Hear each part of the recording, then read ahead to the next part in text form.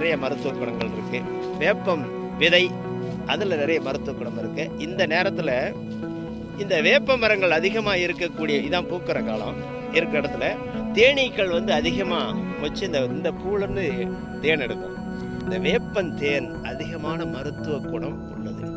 நீங்கள் இந்த வேப்ப மரம் அதிகமாக இருக்கக்கூடிய இடங்களில் வேப்ப மரத்தில் தேன் கூடு கட்டி இருக்குன்னா அந்த தேன் எடுத்து நீங்கள் குழந்தைகளுக்கு கொடுத்தோம் நாமல் பயன்படுத்தணும்னா அதிகமான மருத்துவ குணம் உள்ளது.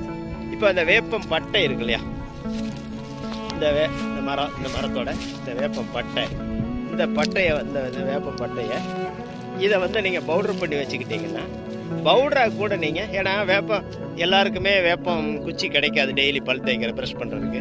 அப்போ அந்த பட்டையை பவுடர் பண்ணி வச்சுட்டிங்கன்னா அதை வச்சு நீங்கள் பல் துலக்க பயன்படுத்திக்கிட்டு இருக்கலாம். இப்படி இந்த வேம்பினுடைய மருத்துவ குணங்கள் எண்ணில் அடங்காது. அதனால தான் நம்ம ஆட்கள் என்ன பண்ணுறோம், இதை